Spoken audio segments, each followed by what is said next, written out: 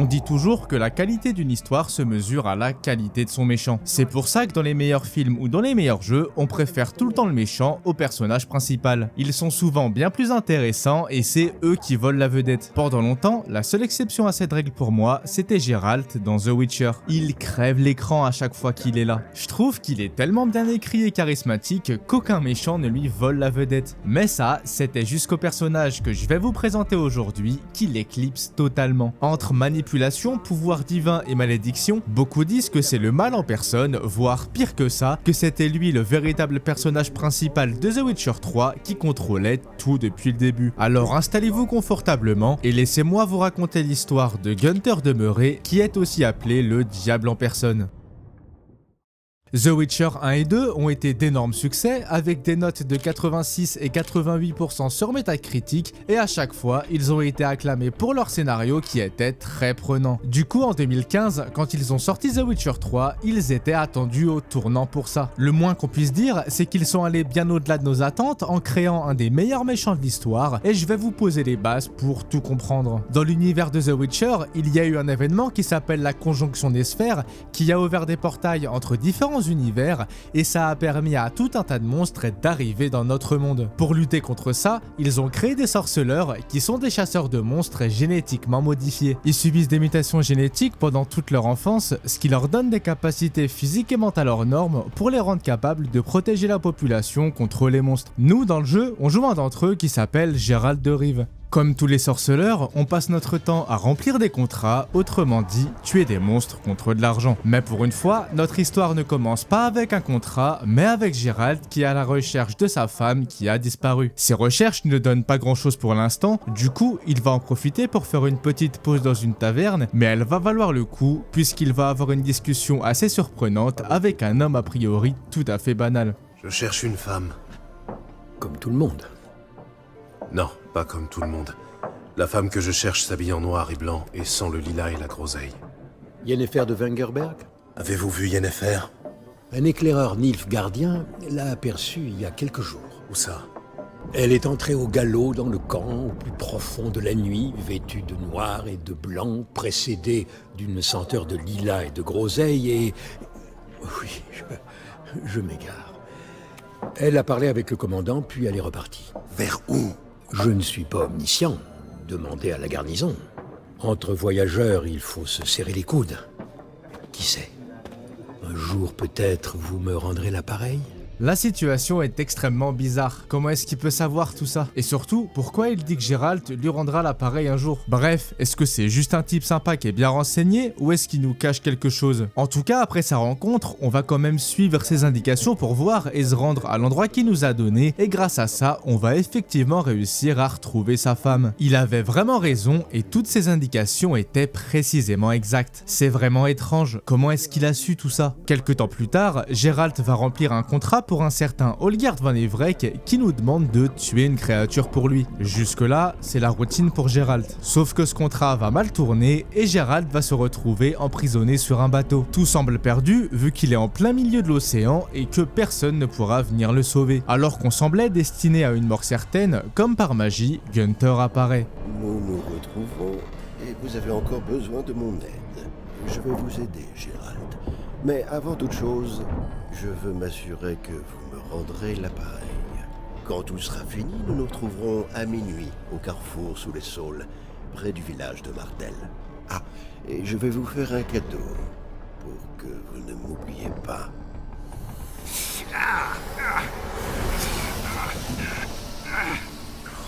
Qu'est-ce que c'est? Oh, une marque attestant de notre association.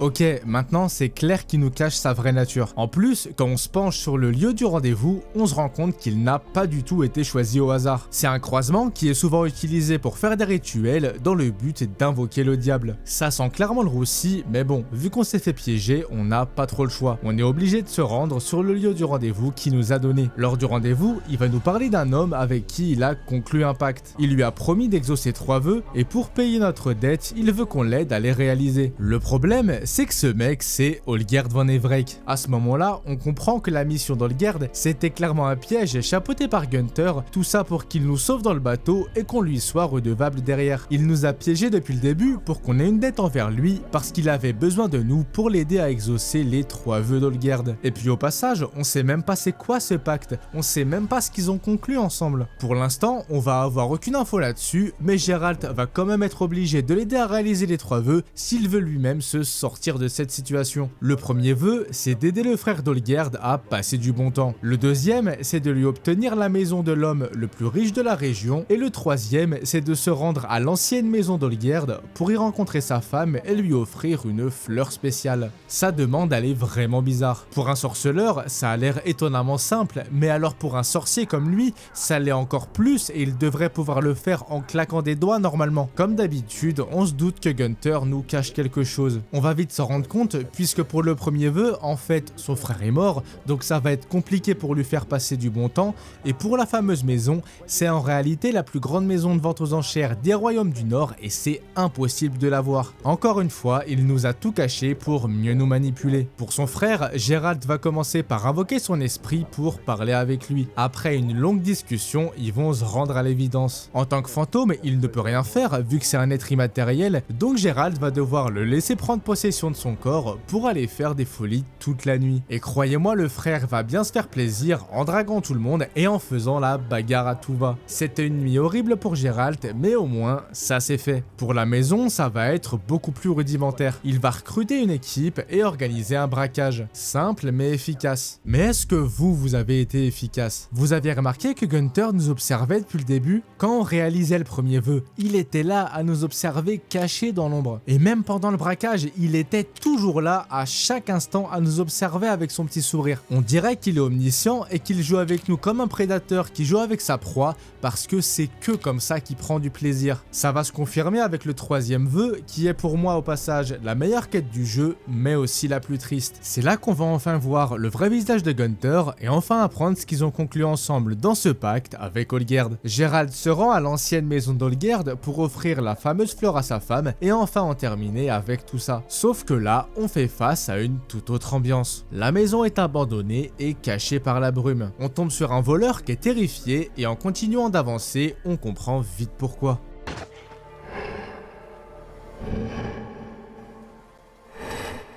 La maison était abandonnée depuis des années et Olgierd avait invoqué un démon qui était condamné à entretenir et protéger la maison éternellement. Après un combat acharné face à un des ennemis les plus coriaces du jeu, Geralt entre dans la maison et découvre toute la sombre vérité sur la femme d'Olgierd.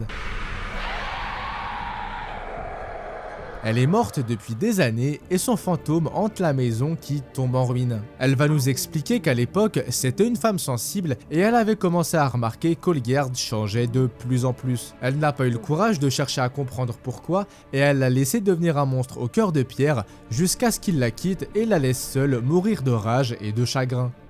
Comme toujours, c'est Gunther qui était derrière tout ça. À la base, la famille d'Olgierd était une famille riche et puissante et il devait marier Iris. À cause d'un enchaînement de mauvaises décisions, sa famille a fait faillite et les parents d'Iris ont finalement annulé le mariage et l'ont marié à un prince qui lui était toujours riche. Olgierd, qui était alors totalement rongé par le désespoir, a fait appel à Gunther pour signer un pacte. Il a échangé son âme à Gunther en échange de pouvoir retrouver sa richesse et par conséquent sa bien-aimée. Gunther va accepter et Olgierd était alors redevenu un homme heureux, mais ça ne va pas durer longtemps. Gunther l'avait piégé. Dans le pacte qu'ils avaient conclu, l'effet secondaire à tout ça était que ça transformait petit à petit le cœur d'Olgierd en pierre, le rendant totalement insensible. Gunther a volontairement détruit la vie d'Olgierd. Il lui a fait signer ce pacte pour retrouver Iris et être de nouveau heureux avec elle, tout en faisant en sorte qu'en même temps, il se sépare petit à petit à cause du cœur de pierre qu'il lui a donné pour être bien sûr à 100% qu'il souffre pendant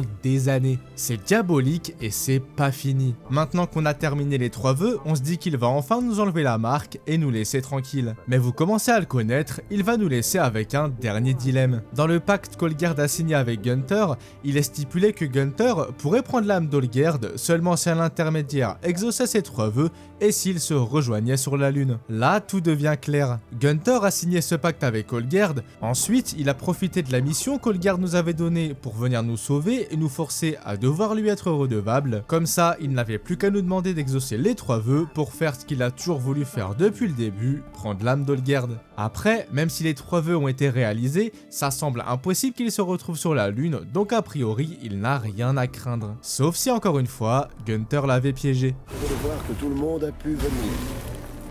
Vous oubliez une chose.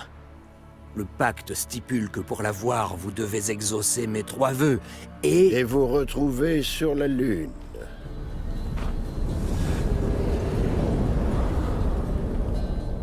Quoi?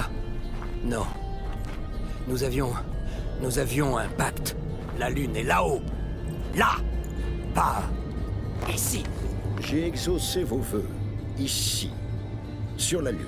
De son côté, Geralt a 2 options. Il peut soit penser qu'à lui et laisser Gunther prendre l'âme d'Olgierd pour qu'on lui enlève la marque, soit intervenir pour le sauver. Bien sûr, on va pas le laisser gagner, surtout qu'en réalité, Geralt avait préparé un plan depuis le début. Lors d'une visite à Oxenfurt pour un de ses contrats, Geralt était tombé sur un professeur qu'Olgierd avait contacté pour tenter de rompre discrètement le pacte. Pendant ses recherches, le professeur était tombé aveugle car il en savait trop et Gunther a voulu le punir. Malgré tout, il va quand même nous aider et nous apprendre tout ce qu'il a appris sur Gunther.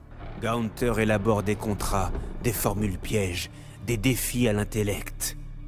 Défiez-le sur ce terrain, il acceptera et pourra être vaincu. Mais gardez à l'esprit l'unique enjeu, la seule chose qu'il désire, ce sont les âmes.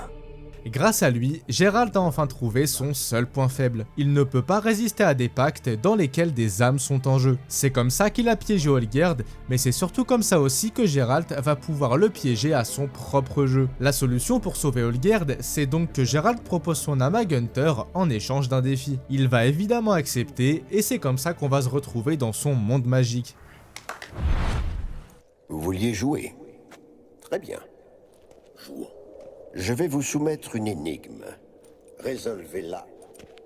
Et vous êtes libres tous les deux. À toute chose et personne j'appartiens, même si certains me traitent par le dédain. Contemplez-moi jusqu'à la démence, mais aucun coup ne peut m'infliger de souffrance. Vous devez me retrouver avant l'écoulement du sablier. Si Geralt le retrouve pas, il aura le droit de prendre l'âme d'Olgierd plus la sienne, et si on gagne, il disparaît. Soyez maudits, Gunther. Vous allez finir par fatiguer. Voulez-vous parier? Il doit bien y avoir un miroir impossible à briser. Difficile de briser une surface liquide.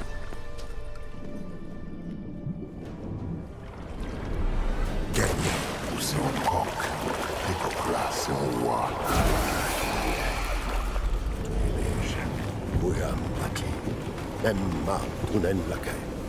Du vent. Vous avez perdu.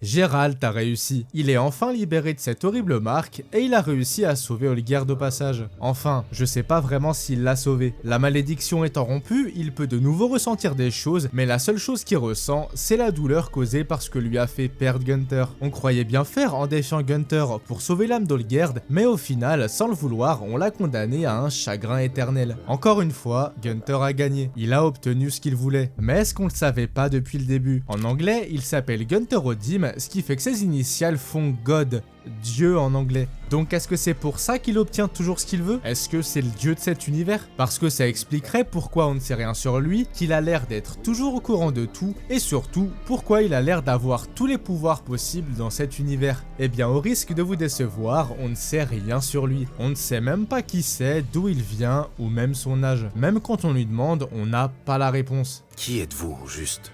Gunther de Murray, alias... Répondez à la question.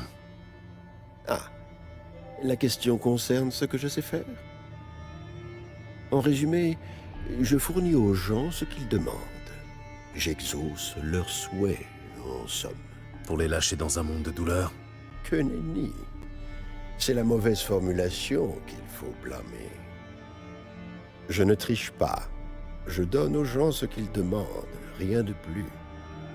Les requêtes indignes sont souvent le fruit d'individus au cœur noir. Vous n'êtes pas humain, c'est évident. Qu'êtes-vous? Un démon? Un djinn? Vous voulez vraiment le savoir? Oui.